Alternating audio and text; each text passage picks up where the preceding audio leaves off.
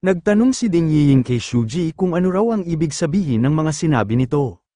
Mabilis namang naintindihan ni Zofan ang ibig ipahiwatig ni Shuji, ibig sabihin nga raw noon ay matagal na palang alam ni Instructor Zhang Pan ang ginagawa ng mga itong pagpatay sa mga geniuses na lumalahok sa War God Preparation Exam. Kaya raw pala noong malaman ni Zhang Pan ang kanyang rank at gusto niyang sumali sa War God Preparation Exam ay agad siya nitong tinulungan. Magkakasabwat nga raw pala ang mga ito sa pagpatay at pagnanakaw sa mga papausbong pa lang na mga Starfall Warlord. Sinabi rin ni Zofan na sina Shuji at Cheng Ziyu raw pala ang may kagagawan kung bakit bigla na lang naputol ang kanyang monster restraining rope noong mga panahon na mahuhulog pa lang sila. Inamin ni Cheng Ziyu ang lahat ng mga akusasyon na sinabi sa kanila ng ating bida, sinabihan naman ni Shuji si Zofan ng napakahuli ng araw nito bago pa nito nalaman ang katotohanan. Nagtanong si Zofan sa dalawa kung ano ba raw ang motibo ng mga ito at bakit gumagawa ang mga ito ng ganoong krimen. Nagtanong si Zofan kung mga espiya ba raw ang mga ito, bakit nga raw nila pinapatay ang mga geniuses ng Mercenary Association. Natawa naman si Cheng Ziyu noong tanungin sila ni Zofan kung mga espiya ba raw sila, talagang napakabata pa nga raw nito dahil napakakomplikado pa nitong mag-isip. Tinanong ni Shuji si Zofan kung gusto ba raw nitong malaman ang kanilang dahilan bago nila ito patayin. Hinintay ng ating bida kung ano pa ang sasabihin ni Shuji, pero imbis na magsalita ay bigla na lang siya nitong inatake. Sinabihan ni Shuji ang ating bida na napakatanga raw nito para maniwala na sasabihin niya ang katotohanan.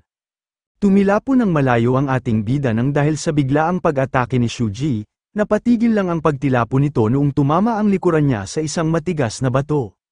Nag-alala si Ding Yiying sa kalagayan ng ating bida pero hindi na niya ito naintindi noong bigla na lang siyang nilapitan ni Cheng Ziyu. Habang papalapit si Cheng Ziyu ay sinasabihan nito ni Ding Yiying ng napakawalang hiya raw nito. Imbis na mainsulto ay nagpasalamat pa si Cheng Ziyu, salamat nga raw kay Ding Yiying sa pagpapaalala nito sa kanya kung ano talaga siyang klase ng tao. Ngayon nga raw ay ipapakita na niya dito kung gaano talaga siya kasama.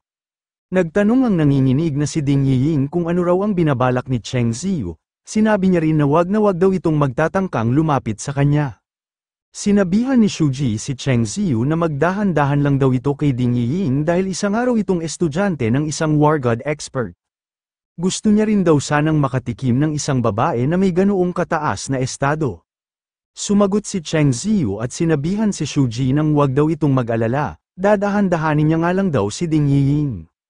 Napatigil ang paglapit ni Cheng Ziyu kay Ding Yiying dahil hindi nila inasahan ang mga sunod nilang nakita. Nagtataka si Shuji kung bakit nakakatayo pa rin daw ang ating bida matapos nitong tamaan ng kanyang pag-atake. Sa ayos nga raw ng tindig nito ay parang hindi man lang ito nagtamo ng anumang pinsala. Pinulot ni Cheng Ziyu ang spear na ipinang-atake niya kay Zhu Liao. Kung hindi nga raw namatay ang ating bida sa pag-atake ni Shuji, ay papatayin na lang daw niya ulit ito ng isa pang beses. Nagyabang pa rin si Cheng Ziyu at sinabihan si Zofan ng bakit hindi pa nga raw ito tumakas habang nagsasaya sila kay Ding Yiying, hindi ba raw nito iniisip na mas masarap ang mabuhay kaysa sa mamatay. Sumagot naman si Zofan at sinabihan si Cheng Ziyu nang dapat nga raw ay sa sarili niya mismo sinasabi ang mga sinabi nito. Nagagalit na ang ating bida sa walang katapusan na kayabangan at kabastusan ni Cheng Ziyu. Sinabihan ni Zofan sina Shuji at Cheng Ziyu na proud pa nga raw ang mga ito sa pagtataksil ng mga ito sa mga tao na dati nilang naging kakampi, at sa pagpatay ng mga ito sa mga geniuses na sumasali sa War God Preparation Exam. Sinabihan ni Cheng Ziyu si Shuji nang wag na raw muna itong makikialam, hayaan nga raw nito na siya na lang ang pumatay sa ating bida. Matapos noon ay itinuon na ulit niya ang kanyang atensyon kay Zofan, sinabihan niya ang ating bida ng napakamangmang daw nito. Ang kanilang araw mundo ay laging nakasunod sa batas ng kagubatan, na ang mga malalakas ang laging nagwawagi sa mga mahihina. Habang may inihahanda si Cheng Ziyu sa isa niyang kamay ay ipinagyayabang pa nito na hindi raw talaga siya isang novice warlord, ang totoo niyang araw rank ay isang intermediate Starfall warlord. Imbis na lumaban ng patas ay hinagisan ni Cheng Ziyu ng mga nakakapuwing na alikabok ang kinatatayuan ng ating bida.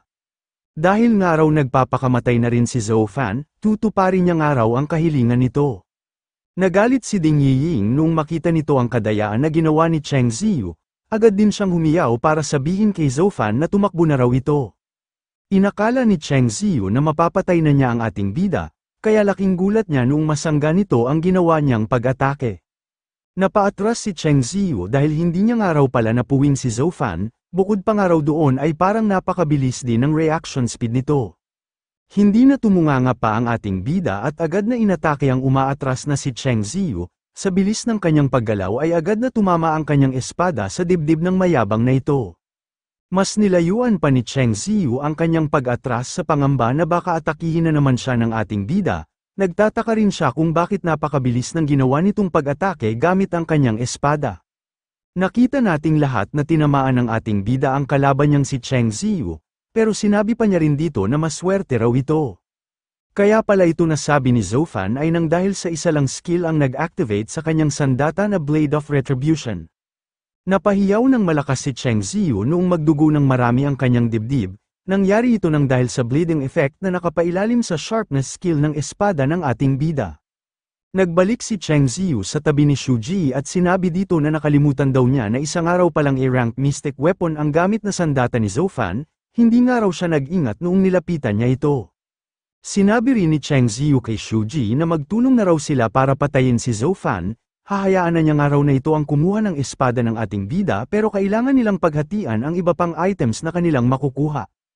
Sinabihan ni Shu Ji si Zhou Fan nang isa nga lang daw itong novice Starfall Warlord, wag nga raw nitong iisipin na magagawa nitong matalo ang dalawang intermediate Starfall Warlord gamit lamang ang sharpness skill ng sandata nitong A-rank mystic weapon. Sinabi rin ni Shu Ji sa ating bida na bibigyan pa niya raw ito ng pagkakataon para tumakbo. Basta kailangan lang daw nitong iwan doon ang gamit nitong sandata. Sinabihan ni Zhou Fan si Shu Ji nang tingin ba raw nito ay napakatanga niya para maniwala sa mga sinasabi nito. Gusto lang daw nitong bitawan niya ang kanyang A-rank mystic weapon pero papatayin pa rin siya nito. Sinabi ni Shu Ji na dahil nga raw ayaw makinig sa kanya ng ating bida, papatayin na lang daw niya ito at saka niya kukuhanin ang gamit nitong sandata. Nagbabala rin si Shu Ji na ipapaintindi niya nga raw sa ating bida kung gaano kalaki ang pinagkaiba ng lakas ng isang novice Starfall Warlord sa mga gaya nilang intermediate Starfall Warlord. Umatake na si Shu Ji gamit ang isa sa mga pinakamalakas niyang skill, sinabi nito na oras ng araw para mamatay ang ating bida. Sumabay na rin ng pag-atake ang mayabang na si Cheng Ziyu, pagbabayarin niya nga raw si Zhou Fan nang dahil sa iniwan nitong sugat sa kanyang dibdib.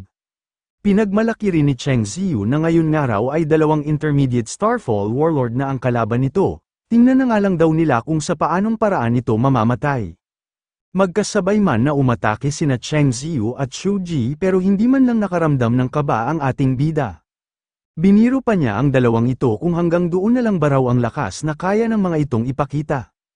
Kakakita pa lang ni Cheng Ziyu sa tilim ng espada ni Zhou Fan, pero sa isang iglap lang ay bigla na lang itong sumulpot sa kanyang harapan.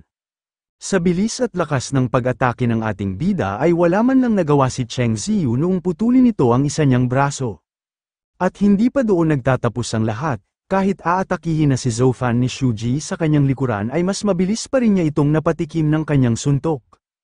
Napahiyaw na parang isang bata si Cheng Ziyu nang dahil sa pagkakaputol ng isa niyang braso, pinilit niya rin itong diinan para mapigilan ang pagkaubos ng kanyang dugo. Imbis na mag-alala sa kanyang kasama ay namangha pa si Shu Ji sa ginawa ng ating bida. Nagawa nga raw nitong maputol ng napakadali ang isang braso ni Cheng Ziyu gamit lamang ang isang wasiwas ng espada, hindi nga raw talaga biro ang talas ng gamit nitong A-rank mystic weapon. Naisip ni Shu Ji na kapag napasa kamay niya nga raw ang A-rank mystic weapon ng ating bida ay aangat nga raw ng malaki ang kanyang lakas. Kailangan niya nga raw gawin ang lahat para mapatay ang ating bida nang sa ganoon ay makuha na niya ang napakaganda nitong sandata. Sinabi ni Zhou Fan na inakala nga raw niya na isang magandang lugar ang mercenary training camp kung saan ay makakapagsaya siya habang nagsasanay, at nang makalimutan niya ng saglit ang mga masasamang pangyayari na naranasan niya sa huling lungsod na kanyang napuntahan. Pero hindi niya raw akalain na halos ganoon rin daw ang mararanasan niya sa lugar na ito. Simula pa nga lang daw nang papunta siya sa tagpuan kung saan gaganapin ang kanyang War God Preparation Exam ay napalaban na siya sa isang mayabang na lalaki. Ngayon nga raw na halos patapos na siya sa kanyang War God Preparation Exam ay inantala naman daw ito ng dalawa niyang nakasamang traidor. Mukhang kahit saan nga raw siya magpunta ay hindi mawawala ang mga tao na puro kayabangan at kasamaan lang ang alam. Shoutout kay Idol Chris Tubianose sa pagbibigay ng 249 stat points. Maraming salamat po. Sinabihan ni Zoufan sina Shuji at Cheng Ziyu na ang kapalaran lang daw na nararapat sa mga masasamang tao na gaya ng mga ito ay wala ng iba pa kundi kamatayan. Nakaramdam ng kaba ang nakahigang si Cheng Ziyu noong magtagpo ang mga mata nila ni Zoufan, agad niyang tinawag si Shuji at sinabi na iligtas daw siya nito. Sinabihan naman ni Shuji si Cheng Ziyu ng ano raw ang mga pinagsisisigaw nito, kasalanan nga raw nito kung bakit nagkaganoon ang kanyang kalagayan. Kung hindi nga raw nito minaliit ang A-rank mystic weapon na gamit ni Zoufan ay hindi ito magtatamo ng ganoong kalaking pinsala. Pinatayo na ni Shuji si Cheng Ziyu at sinabi na lumaban daw ulit ito, makikipaglaban nga raw ulit sila ng magkasabay para mapatay na nila si Zoufan. Sinabi ni Cheng Ziyu nang tama nga raw ang mga sinabi sa kanya ni Shuji, kung hindi nga raw siya naging pabaya ay hindi siya mapuputulan ng isang braso. Ngayon nga raw ay gagamitin na niya ang buo niyang lakas para mapatay na niya si Zoufan, at kapag patay na nga raw ito ay hindi pa niya rin ito titigilan, pagpuputol-putulin niya nga raw ang lahat ng katawan nito at ipapakain niya ito sa mga aso. Nagsimula na ulit gumalaw sina Cheng Ziyu at Shuji para atakihin si Zoufan, sa pagkakataong ito ay nakahanda na silang gamitin ang lahat ng kanilang lakas at kapangyarihan para lang mapatay ang ating bida. Pagkahagis ni Cheng Ziyu sa kanyang sandata ay sinabi nito kay Zoufan na tingnan na nga lang daw niya kung magawa pa nitong mapigilan ang napakabilis niyang pag-atake. Halos kasabay rin ng sibat ni Cheng Ziyu ang pag-atake na gagawin ni Shuji, sa pagkakataong ito ay ginamit na ni Shuji ang kanyang ultimate move na tinatawag na The Earth Dragon's Hammer. Pero bago pa man tumama ang kanilang mga pag-atake ay bigla na lang naglaho ang ating bida sa dati nitong kinatatayuan. Nagulat si Shuji sa biglaang pagkawala ni Zoufan, nagtataka siya kung bakit napakabilis daw nito. Nagtataka rin ang nasa malayong si Cheng Ziyu kung saan daw nagpunta ang ating bida. Pero agad ding nasagot ang kanyang katanungan noong makakita ng isang mabilis na imahe ang kanyang mga mata. Pagkalapit ni Zoufan kay Cheng Ziyu ay sinabihan niya ito na bakit nga raw tumayo pa ito kanina at hindi na lang humiga. Kung hindi na nga raw ito nagpumilit pa edi sana mamamatay lang ito nang nakakabit pa ang ulo nito sa kanyang katawan. Kung kanina lang ay pinutulan ni Zoufan ng braso si Cheng Ziyu, ngayon naman ay pinugutan na niya ito ng ulo. Namangha si Ding Yiying sa bilis ng pagpatay ni Zoufan kay Cheng Ziyu, kahit nga raw gumagamit ito ng isang A-rank mystic weapon ay hindi raw ito dapat ganoong kadali. Isa lang ang naiisip na dahilan ni Zhu Liao sa nasaksihan nilang ito, sa palagay niya nga raw ay hindi lang isang novice warlord ang rank ng ating bida. Bukod kay Zhu Liao ay ganoon na rin ang naiisip ni Shuji, sinabi nito na sa lakas nga raw ni Zoufan ay makakasigurado siya na hindi lang ito isang novice Starfall warlord. Mas lalong kinabahan si Shuji noong mapagtanto nito na mukhang tama nga raw talaga ang kanyang hinala, isang nga raw intermediate Starfall warlord ang ating bida. Hindi naman makapaniwala si Ding Yiying sa nalaman niya, paano nga raw nagawa ni Zoufan na makaakyat sa level ng isang intermediate Starfall warlord gayong hindi pa ito umaabot ng 20 taon. Kahit nahihirapan ng magsalita ay nagbibigay pa rin ng opinyon si Zhu Liao. Ngayon nga raw ay malinaw na sa kanila kung bakit ganoong kalakas si Zoufan, isang araw pala talaga itong intermediate Starfall warlord. Kahit siya na mismo ang nagsabi ay ayaw pa ring paniwalaan ni Shuji ang totoong level ng lakas ng ating bida. Kung isang araw talagang intermediate Starfall warlord si Zoufan nang hindi pa umaabot ng 20 taon, dapat nga raw ay sikat na ngayon ang pangalan nito sa buo nilang bansa. Bakit nga raw wala siyang nababalitaan at naririnig tungkol sa pangalan nito? Sa likod ng ipinapakitang takot ni Shuji ay may pinaplano pala itong masama. Noong makalapit na sa kanya si Zoufan ay doon na niya pinasabog ang mga bomba na inilubog nila ni Cheng Ziyu sa lupa. Sinabi ng humahalakhak na si Shuji na hindi nga raw inasahan ng ating bida na simula umpisa ay may naihanda na silang patibong. Ano nga raw ang silbi ng pagiging malakas nito kung sa patibong lang din ito mamamatay? Pero mabilis lang din na napawi ang mga ngiti sa mukha ni Shuji noong makita nito na buhay pa rin ang ating bida. Sinabihan ni Zoufan si Shuji na mukhang inakala nga raw talaga nito na uubra pa sa kanya ang mga ginagawa nitong kaduwagan. Sinabi rin ng ating bida na sa daming araw ng nakilala niyang mercenary ay si Shuji na nga raw ang pinakabasura sa lahat. Nasurpresa si Shuji sa tibay at lakas ni Zoufan. Kung gusto niya nga raw itong mapatay ay kakailanganin niyang gamitin ang lahat ng kanyang lakas. Sinabi ni Shuji na kahit nga raw hanggang ngayon ay isa pa rin siyang Intermediate Starfall Warlord, ay mahigit isang taon na nga raw siyang nasa level ng Brigadier Warlord rank, kaya wag nga raw siya ng mga itong ihahalin tulad sa walang kwentang si Cheng Ziyu. Sinabi rin ni Shuji na ipapakita niya nga raw kay Zofan kung ano ang lakas ng isang peak Intermediate Starfall Warlord. Habang papasugod ay hinamon ni Shuji si Zofan kung makakaya ba raw nitong saluhin ang kanyang pag-atake nang hindi nito ginagamit ang kanyang A-rank mystic weapon. Naisip ni Shuji na marahil nga raw ay nanghihina na ang ating bida nang dahil sa pakikipaglaban nito sa halimaw na B-rank Monster King at sa walang kwenta niyang kasamahan na si Cheng Ziyu. Naisip rin ni Shuji na ang mga batang henerasyon nga raw ngayon ay puno ng kayabangan at lakas ng loob. Kapag tinanggap nga raw ni Zofan ang kanyang hamon ay tiyak na magkakadurog-durog ang buo nitong katawan. Aatakihin na ni Shuji ang ating bida pero hindi niya na ito naituloy noong may pumigil sa kanyang sandata. Sinabihan ni Zofan si Shuji kung ano nga raw ang kinakain nito at bakit naisip nito na nakadepende lang ang kanyang lakas sa sharpness skill ng kanyang A-rank mystic weapon. Hindi naman matanggap ni Shuji na ganoon lang kadali na pigilan ng ating bida ang kanyang pag-atake. Nagtanong si Zofan kay Shuji kung sigurado ba raw ito na hindi ito nagkakamali. Iniisip ba raw talaga nito na kaya lang siya nakaatake ng malakas ay nang dahil sa kanyang sandata. Sinabi rin ni Zofan na mukhang iniisip nga raw ni Shuji na isa na siya sa mga top-level experts kahit na ilang taon na itong natigil sa pagiging isang Brigadier Intermediate Warlord. Kung ganoon nga raw ang pag-iisip nito ay isa nga raw pala itong nakakatawa at nakakaawang tao. Pinilit ni Shuji na hilahin ang kanyang sandata pero imbis na makuha niya ito ay napaluhod pa siya nang dahil sa lakas ng ating bida. Matapos paluhurin ang kanyang kalaban ay agad na rin itong sinundan ng pag-atake ni Zofan.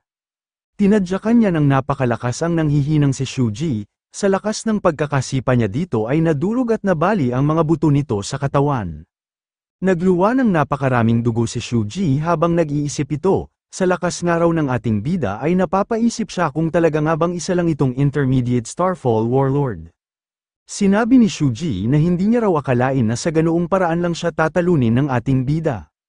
Matapos ang ilang segundo ay tumigil na sa paggalaw si Shuji, hindi na nito kinaya ang pagkadurog ng kanyang mga buto at ang pagkaubos ng kanyang dugo. Namangha si Ding Yiying kay Zofan dahil natalo nga raw nito si Shuji. Sinabi rin ng nanghihinang si Zhu Liao na napakalakas nga raw ng ating bida. Naisip ni Zofan na wala pa nga raw siyang natatanggap na notification mula sa kanyang War God system, ibig sabihin nga raw noon ay buhay pa rin si Shuji. Naisip din ni Zofan na napakalakas nga raw talaga ng life force ng lalaking ito, totoo nga raw pala ang kasabihan na mas matagal na nabubuhay ang mga kontrabida. Nagluwa na rin ng maraming dugo si Zhu Liao dahil hindi na nito kinakaya ang pinsala na tinamo nito sa sibat ni Cheng Ziyu. Sinabihan naman ni Ding Yiying si Zhu Liao nang tibayan nga raw nito at huwag nga raw itong mamamatay. Nagmadali si Zofan para tulungan ang dalawa niyang nakasama. Wala na nga raw silang panahon para mag-aksaya pa ng oras, kailangan na nga raw niyang maialis doon si Zhu Liao para madala niya agad ito sa pagamutan ng training camp. Bago pa man makalapit si Zofan sa nanghihinang si Zhu Liao ay bigla niyang napansin na gumalaw na ulit ang nagpapatay-patayan na si Shuji.